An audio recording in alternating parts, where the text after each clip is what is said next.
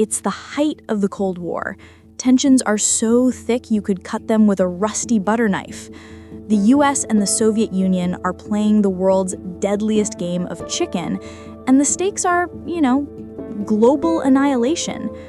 The US military had a massive problem. How do you get nuclear missiles close enough to wipe out Moscow before they can do the same to Washington, D.C.?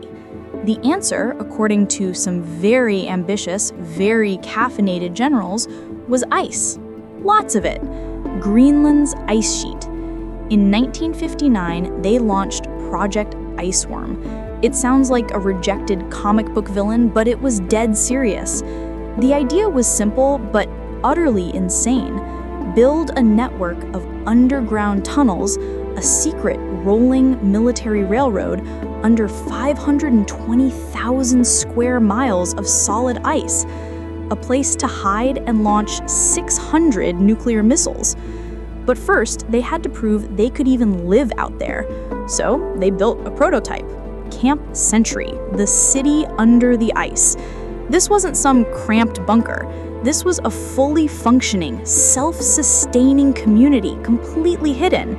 They had a chapel, a library, a barber shop, and even a theater where the soldiers watched movies like Rebel Without a Cause. Oh, and the whole thing was powered by a portable nuclear reactor they shipped across the ocean. Because why not? If you're going to build a secret city in the Arctic, you might as well bring your own sun.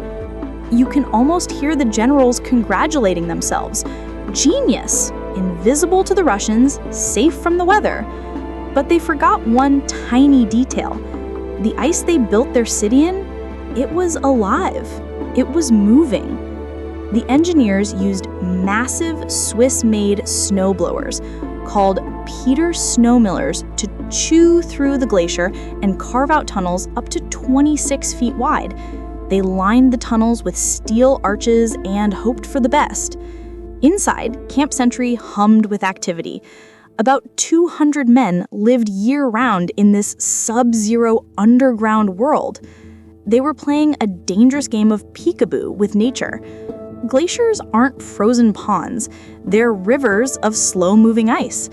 The Greenland ice sheet is a dynamic, living system, constantly shifting, flowing, and crushing anything in its path. And that's what started to happen. The Army had predicted the ice would move maybe a foot or two a year. They were catastrophically wrong. The ice didn't like having a nuclear-powered city jammed into its belly. It started to groan, tunnels warped, ceilings started to sag. They called it ice creep.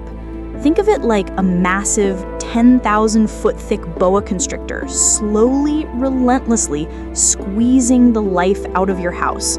The pressure was intense. Wooden structures splintered. The massive steel arches began to bend.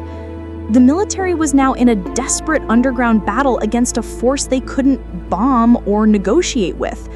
Physics. They were constantly shaving the walls, digging out the tunnels, just trying to keep the nuclear base from becoming a nuclear pancake. By 1966, just 7 years after it started, the creep was winning. The pressure was so severe that the costs of simply maintaining the tunnels became astronomical. The dream of Iceworm, that vast winding missile railway, was crushed under the weight of the actual ice. The US government quietly pulled the plug. They dismantled the reactor, taking the core and the radioactive components with them. But here's the most chilling part, the part that comes back to haunt us today. They left everything else behind.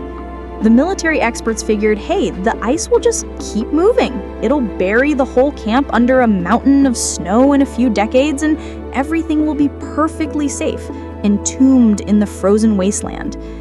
They left behind 200,000 liters of diesel fuel, which is about the same amount of fuel that powered the Titanic on its final voyage.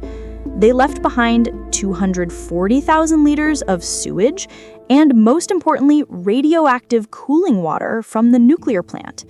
They sealed the base and walked away, trusting the ice to be their eternal cold gravedigger. But the ice is a liar. Fast forward to today. Thanks to climate change, the ice is no longer just moving, it's melting. Researchers now predict that within the next 75 years, the ice burying Camp Century will melt enough to expose the entire toxic mess. The diesel, the sewage, the chemical waste, and the radioactive water will be unleashed into the environment, flowing into the ocean and the air. The US government thought they had safely stored a nuclear-era secret in a deep freeze. Instead, they just left a massive, ticking environmental bomb under the ice. And now we're the ones holding the thawing detonator. It's a dark, icy reminder. When humanity tries to build a secret city to launch weapons of mass destruction, sometimes the environment just decides to quietly, slowly take its revenge.